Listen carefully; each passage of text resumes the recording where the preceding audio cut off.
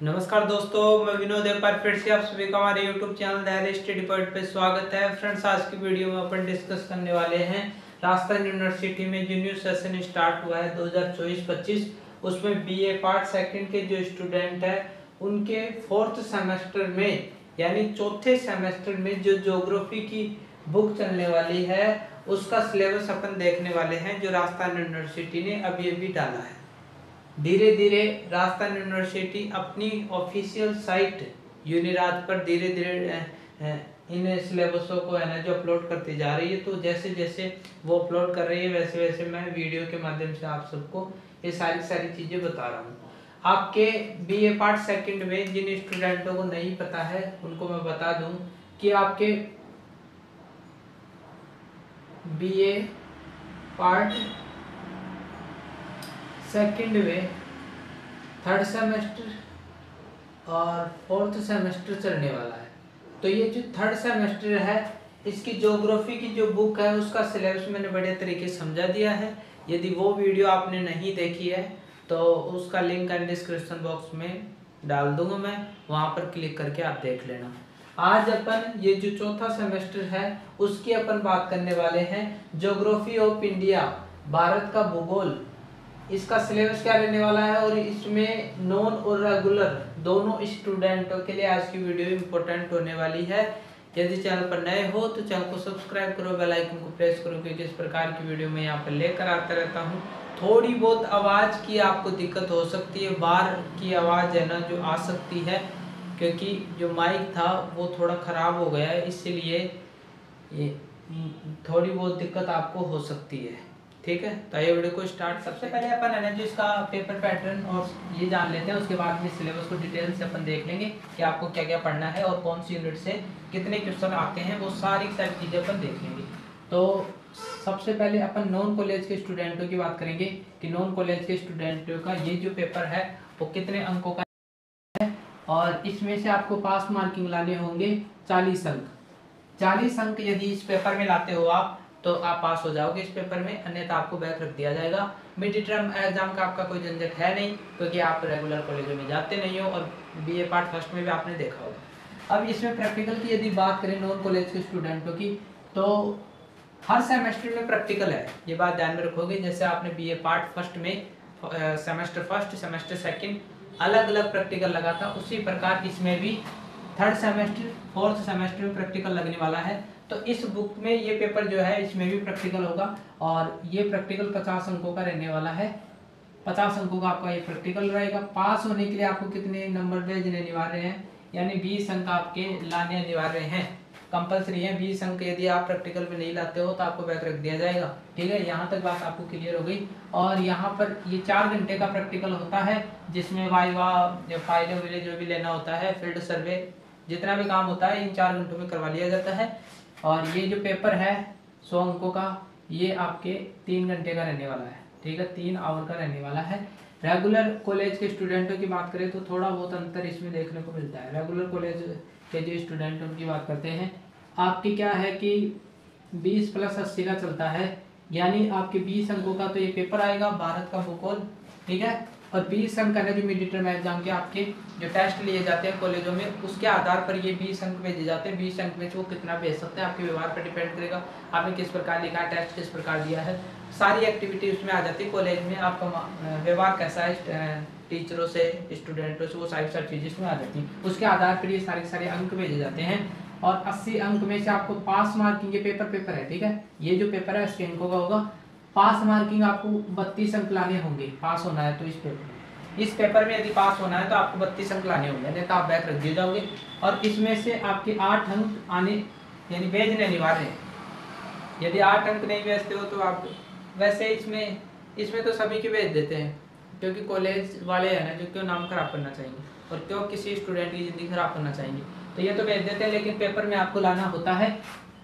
ये बात होगी यहाँ तक। इसके बाद में इसके प्रैक्टिकल की बात करें तो यहाँ पर 10 + 40 होता है। 10 + 40 का मतलब ये होता है कि 40 अंकों का आपका प्रैक्टिकल होगा और जो बार सेक्शनल आएगा वो, और 10 अंक है जो प्रैक्टिकल से रिलेटेड आपके कॉलेजों में प्रैक्टिकल करवाए जाते हैं, उसके आधार पर कॉलेज में भेजे जाएंगे, कॉलेज से भेजे जाएंगे। ठीक है, तो टोटल 40 अंकों का होगा। पास मार्किंग देख लो, इसके 4 अंक इसमें भेजने अनिवार्य हैं और इसमें आपको 16 अंक लाने अनिवार्य हैं। इस प्रकार टोटल ये 20 अंक हो जाएंगे आपके। तो यदि आपको बढ़िया तरीके से समझ आ गया तो वीडियो को लाइक करें, ठीक है। और यदि नहीं समझ में आया तो वापस इस वीडियो को रिपीट करके देख लेना, बढ़िया तरीके से आपको समझ में आ जाएगा। अब आगे अपन बात करते हैं इसके सिलेबस की कि आपको किस प्रकार पढ़ना है और वो सारी चीज़ें। यदि आप हमारे टेलीग्राम ग्रुप पर नहीं जुड़े हो तो वहाँ पर भी बढ़िया तरीके से ये जो सिलेबस है वो शेयर कर दूंगा आपको। वहाँ पर भी जो टेलीग्राम ग्रुप हमारा धैर्य स्टडी पॉइंट, उसका लिंक भी डिस्क्रिप्शन बॉक्स में है, वहाँ पर क्लिक करके आप ज्वाइन हो सकते हो। बहुत सारे स्टूडेंट ज्वाइन हुए हैं वहाँ पर। इसके बाद में देखो आपका जो सिलेबस है वो 4 यूनिटों में बांट रखा है, फर्स्ट, सेकेंड, थर्ड, फोर्थ, ठीक है। इसमें सबसे पहले आप भारत का भूगोल पढ़ रहे हो तो भारत से संबंधित ही भारत की स्थिति और विस्तार आपको पढ़ना पड़ेगा। भारत की स्थिति का मतलब क्या है कि इसमें आपको विश्व के संदर्भ में कौन सी अक्षांश में बसा हुआ है भारत, कौन सी देशांतर के बीच में बसा हुआ है, यानी ये देशांतर रेखाएं, ये अक्षांशीय रेखाएं, तो इसके बीच में भारत बसा हुआ है। तो इसकी स्थिति, अक्षांशीय और देशांतरीय स्थिति इसमें आपको पता होनी चाहिए। इसके बाद में विस्तार कहाँ तक है, इसके अंतर्राष्ट्रीय सीमाएं किन किन देशों से लगती हैं, अंतर्राष्ट्रीय सीमा की लंबाई कितनी है, ये सारी चीज़ें, कितने राज्य इसमें कितनी, ये सारी चीज़ें इसमें पढ़नी पड़ेंगी, यानी भारत का विस्तार कहाँ तक है वो, ठीक है।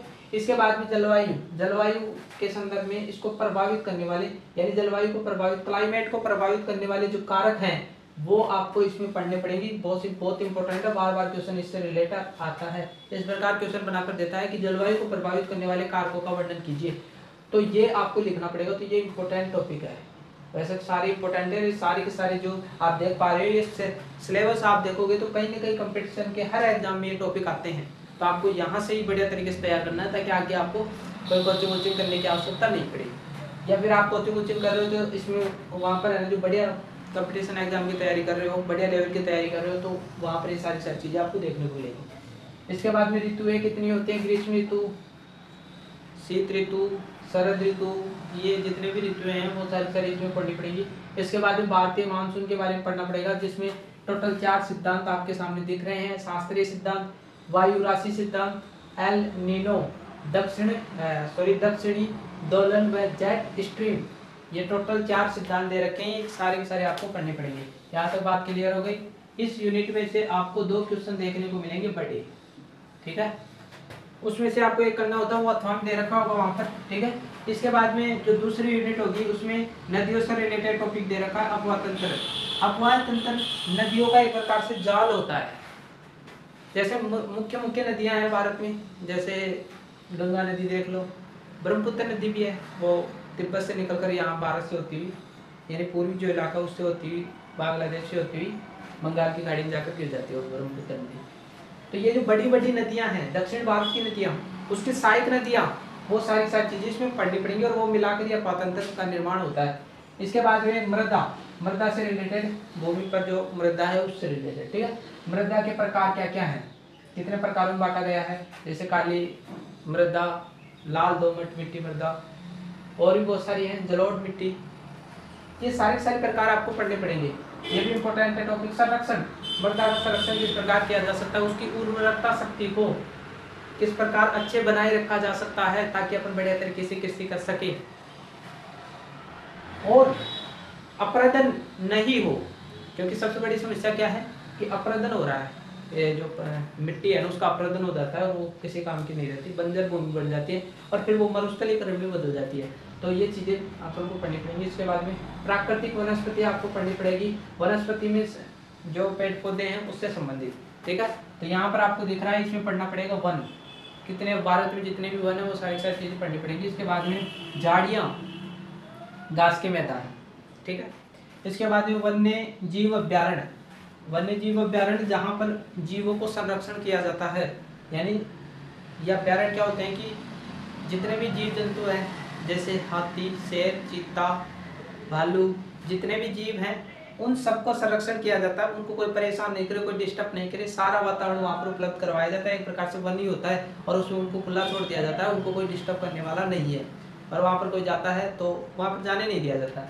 इस प्रकार आप देखोगे कि इसके दो भाग होते हैं, एक तो ये एक ये, ठीक है। तो ये बाहरी जो इलाका है यहाँ पर तो लोग जा देखने के लिए जा सकते हैं, लेकिन ये जो अंदर का इलाका होता है यहाँ पर है ना जो जानवर रहते हैं, और यहाँ पर किसी को भी जाने की इजाज़त नहीं होती है। तो पूरा पूरा अभ्यारण्य कहलाता है। वैसे आप बड़े तरीके से इसमें पढ़ोगे, जिसमें प्रमुख अभ्यारण्य दे रखे हैं जिम कॉर्बेट पेरियार, काजीरंगा, सुंदरबन, रणथंभौर। ये भी आप जानते हो राजस्थान में, ये बांग्लादेश के आसपास का क्षेत्र, बंगाल के जो बंगाल की खाड़ी है, ब्रह्मपुत्र नदी से निर्मित है, ठीक है।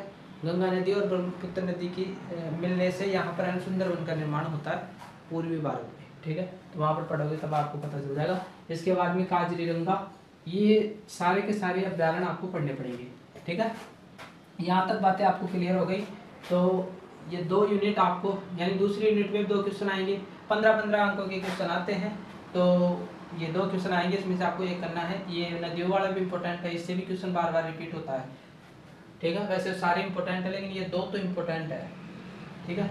इसके बाद भी यूनिट जो 3rd है उसमें खनिज दे रखे हैं। भारत में जितने भी खनिज हैं एक प्रकार से संसाधन हमारे लिए, तो ये खनिजों से संबंधित लोहा, सोना, मैग्नीज, तांबा, चांदी, टंगस्टन, बॉक्साइट, जस्टा, सीसा, जो सीसा यूज होता है, जस्ता, सोना आप जो हार आभूषण पहनते हो, चांदी, तांबा जिसमें आप पानी पीते हो, अभी तो नहीं पीते हो, पिया करो, बढ़िया है, ठीक है।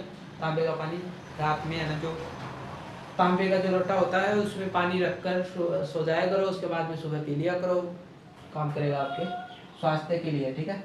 इसके बाद में अधात्विक खनिज, अधात्विक खनिज में अभ्रक, जिप्सम, चूना पत्थर, डोलामाइट, एबेस्टस, ठीक है। ये सारे के सारे खनिज हैं, तो ये इंपॉर्टेंट है। इसके बाद में ऊर्जा संसाधन, जिससे अपन को ऊर्जा मिलती है। इसमें 2 प्रकार के संसाधन आपने पढ़े होंगे, परंपरागत संसाधन, परंपरागत ऊर्जा संसाधन, गैर परंपरागत ऊर्जा संसाधन, जिसमें सभी को मिलाकर लिख रखा है आपके कोयला, पेट्रोलियम, प्राकृतिक गैस, ठीक है। ये परंपरागत संसाधन है सारे के सारे, क्योंकि ये है ना जो इनका पुनः चक्रण नहीं किया जा सकता, पुनः उत्पन्न नहीं किया जा सकता, एक बार खत्म हो गए तो हो गए, प्राचीन काल से अपन जो यूज करते आ रहे हैं। इसके बाद में इसमें पढ़ना पड़ेगा सौर ऊर्जा, सौर मंडल नहीं, सौर ऊर्जा, ठीक है। पवन ऊर्जा, ठीक है, सौर ऊर्जा, पवन ऊर्जा, बायोमास, ये सारी चीजें पढ़ने पड़ेंगे। उद्योग जितने भी इंडस्ट्री है हमारे देश में जो वस्तुओं का उत्पादन करते हैं, जिसमें लोहा और इस्पात उद्योग, वस्त्र उद्योग जिसमें जूट और सूती वस्त्र जो बनते हैं उससे संबंधित ये पढ़ना पड़ेगा। इसके बाद में सीमेंट जो आप घरों में यूज करते हो, उस सीमेंट जो उद्योग वो कैसे बनते हैं, कहाँ हैं, ठीक है। ये सीमेंट का उत्पादन कहाँ होता है भारत में, वो पढ़ना पड़ेगा। चीनी, ठीक है, चीनी उद्योग, गन्ने से बनती है चीनी, ठीक है। चाय भी डालते हो बड़े तरीके से, चाय में कम डाला करो चीनी, ठीक है। इसके बाद में यहाँ तक बात आपको क्लियर हो गई। इसके बाद में अपन देखते हैं, इसमें भी 2 क्वेश्चन ही आने वाले हैं, 15-15 अंकों के क्वेश्चन आएंगे, एक क्वेश्चन इससे बनेगा और इसमें से बार क्वेश्चन बनता रहता है, ठीक है। इसके बाद में जो 4थी यूनिट आप देख पा रहे हो, इसमें बिल्कुल ईजी यूनिट है, इसमें से 2 क्वेश्चन बनेंगे, तो इसको बड़े तरीके से तैयार करना है। जनसंख्या आपको पढ़नी पड़ेगी, जिसमें जनसंख्या वृद्धि, भारत की वितरण, यानी वितरण का मतलब है कि जनसंख्या कौन से इलाके, किन इलाकों में कितनी है, किस इलाके में ज़्यादा है, किस इलाके में कम है। उत्तर प्रदेश में जैसे ज़्यादा है जनसंख्या, राजस्थान में कितनी है, ऐसे जितने भी राज्य हैं उनमें जनसंख्या कितनी, दक्षिण भारत के राज्यों में कहाँ पर कितनी जनसंख्या निवास करती है, मैन, ठीक है। 2011 की जनगणना के अनुसार आपको बताया जाएगा। फिर घनत्व का मतलब क्या होता है कि एक एरिया में कितने लोग, 1 वर्ग किलोमीटर एरिया में कितने लोग निवास करते हैं। जैसे मान लीजिए 2 एरिया हैं, एक एरिया ये 1 किलोमीटर का एरिया है, वर्ग किलोमीटर का, ये भी 1 वर्ग किलोमीटर का एरिया है। यहाँ पर मान लीजिए, मैं उदाहरण दे रहा हूँ, यहाँ पर है ना जो 2 लोग रहते हैं, यहाँ पर 10 लोग रहते हैं, तो आप जनसंख्या घनत्व किसका अधिक मानोगे, ये जनसंख्या घनत्व अधिक होगा, क्योंकि एक निश्चित क्षेत्र में 1 वर्ग किलोमीटर में कितने लोग निवास करते हैं वो घनत्व को बताता है। तो ये इस एरिया में जनसंख्या घनत्व कम होगा, इस एरिया में जनसंख्या घनत्व ज़्यादा होगा। तो यहाँ पर भी देखने को मिलेगा, जैसे मान लीजिए उत्तर प्रदेश है, उत्तर प्रदेश में जनसंख्या घनत्व अधिक है क्योंकि वहाँ पर बहुत सारे लोग निवास करते हैं, ऐसे, ठीक है। साक्षरता दर, लिंगानुपात, ये सारी चीज़ें पढ़नी पड़ेगी। इसके बाद में नगरीकरण की प्रवृत्तियां एवं प्रारूप, समस्या समाधान। नगरीकरण क्यों बढ़ रहा है, लोग ग्रामीण क्षेत्र से उठकर नगरों में क्यों जा रहे हैं, मेन कारण क्या है, क्या रोजगार की समस्या के कारण जा रहे हैं, रोजगार पाने के लिए जा रहे हैं, सारी सारी चीजें इसमें पढ़नी पड़ेगी। और इसके बाद में समस्या क्या है, नगरों की समस्याएं क्या है और समाधान किस प्रकार किया जा सकता है नगरीकरण का, ये। इसके बाद में प्रवासन, बिल्कुल इजी टॉपिक है। माइग्रेशन जिसे इंग्लिश में बोलते हैं, माइग्रेशन जिसे प्रवास भी बोलते हैं। प्रवास का सीधा सीधा सा अर्थ है, मान लीजिए आप इंडिया में रह रहे हो, मूल स्थान इंडिया है, रोजगार की तलाश में आप अमेरिका शिफ्ट हो गए। आप देखते हो कि भारत के लोग अमेरिका ज़्यादा जाना पसंद करते हैं। अरब यानी संयुक्त अरब अमीरात, वहाँ पर भी बहुत सारे जो लोग हैं वो जा रहे हैं, तो वो क्या कहलाता है, प्रवास। जैसे अमेरिका से कोई आकर भारत में रहने लग जाए तो वो क्या है, प्रवास है। आप राजस्थान से उठकर आप उत्तर प्रदेश चले गए और वहाँ पर रहने लगे तो वो क्या है, प्रवास। उत्तर प्रदेश के लोग राजस्थान में आकर रहने लगे तो वो क्या है, प्रवास। ठीक है। और भी बहुत सारे उदाहरण है, जैसे आप जयपुर में रहते हो, जयपुर से आप जोधपुर चले गए और वहाँ पर शिफ्ट हो गए तो क्या है, प्रवास है। तो ये इसमें पढ़ना पड़ेगा। तो कारण क्या है, प्रमुख रूप से तो रोजगार ही माना जाता है, रोजगार के लिए जाना पसंद करते हैं और बहुत सारी सुविधाएं, अच्छे अवसर अपन को मिले इसलिए वो जाना पसंद करते हैं। मेरे को मान लीजिए जयपुर में अच्छे अवसर, अच्छी शिक्षा नहीं मिल रही है तो मैं और कहीं जाकर बड़े तरीके से वहाँ पर रहूँगा। तो बहुत सारी चीज़ें, बहुत सारे कारण हैं, उसके कारण एक व्यक्ति प्रवास करता है, उसके एक कारण नहीं हो सकता। इसके बाद में परिणाम, आखिरकार में इसका रिजल्ट क्या है, प्रवास होने से देश को क्या नुकसान होता है, जिस एरिया में रहता हूँ उस एरिया को क्या नुकसान है वो। इसके बाद में कृषि के क्षेत्र में आपको पूछें कृषि के बारे में, हरित क्रांति प्रमुख है। हरित क्रांति के कारण ही भारत में है ना जो उत्पादन बढ़ा था, पहले है ना जो इतना उत्पादन नहीं था क्योंकि रासायनिक जो खाद होते हैं वो हमारे पास में नहीं थे, कृषि के उपकरण बहुत कम थे। इस हरित क्रांति के कारण कृषि के उपकरण आ गए बहुत सारे और खाद बीज आ गए, जिससे है ना जो प्रोडक्शन है ना बहुत बढ़ा। तो यही हरित क्रांति थी, उत्पादन को बढ़ाया। तो इसमें कारण परिणाम ये सारी सारी चीजें पढ़नी पड़ेगी। इसके बाद में कृषि प्रदेश, कृषि किन किन क्षेत्रों में होती है, गेहूं किस क्षेत्र में होता है, चावल किस क्षेत्र में होता है, ये सारी सारी चीजें इसमें पढ़नी पड़ेगी। तो कृषि के क्षेत्र भारत में किन किन एरिया में, किस किस राज्य में कितनी कितनी कृषि होती है, कितनी प्रतिशत कृषि होती है, सारी इसमें पढ़नी पड़ेगी। इसके बाद में कृषि की समस्याएं बहुत सारी हैं, कृषि से रिलेटेड जितनी प्रॉब्लम है वो पढ़ना पड़ेगा। इसके बाद में इसका सॉल्यूशन क्या है, ये जो समस्याएं कृषि से संबंधित, इसका समाधान किस प्रकार किया जा सकता है। तो ये जितना भी है वो डिटेल से मैंने बड़े तरीके से बता दिया है। तो इसमें से भी 2 क्वेश्चन उठेंगे। तो ये तो इजी है, बिल्कुल इंपॉर्टेंट है, बढ़िया तरीके से कहीं पर भी आप पढ़ सकते हैं इसको। कंपटीशन की दृष्टि से यदि कोई पढ़ा रहा है और ये टॉपिक है, वहाँ पर यूट्यूब पर बहुत सारी जगह है जो कंपटीशन की दृष्टि से पढ़ा रहे हैं, तो मेरा तो मानना है कि आप कंपटीशन की दृष्टि से पढ़ो। कंपटीशन में वहाँ पर भी चीज़ें क्लियर होंगी और ये टॉपिक भी आपको क्लियर हो जाएगा। इसकी थ्योरी आप है ना जो लिख दोगे बढ़िया तरीके से। किताबों में पढ़ते हैं तो कुछ चीज़ समझ में नहीं आती, एक अच्छा टीचर भी होना जरूरी है। तो आप एक अच्छे टीचर कोई भी मिले उससे बढ़िया तरीके से आप इन टॉपिकों को पढ़ लेना। मिलते हैं नई वीडियो के साथ। आशा करता हूँ वीडियो अच्छी लगी होगी। जितनी भी हेल्प हो रही है मेरे से, मैं इस यूट्यूब चैनल के माध्यम से आपको उपलब्ध कराता रहूँगा। थोड़ी बहुत मैं व्यस्त रहता हूँ अपने काम में, इसलिए है ना जो ज़्यादा वीडियो उपलब्ध नहीं करा पाता हूँ, लेकिन फिर भी धीरे धीरे मैं उपलब्ध करा रहा हूँ। पहले भी बहुत सारे स्टूडेंटों ने इस चैनल का लाभ लिया है। तो मिलते हैं नई वीडियो के साथ। आशा करता हूँ वीडियो अच्छा लगा होगा। चैनल पर नए हो तो चैनल को सब्सक्राइब करो, बेल आइकन को प्रेस करो। मिलते हैं नई वीडियो के साथ, तब तक के लिए थैंक यू।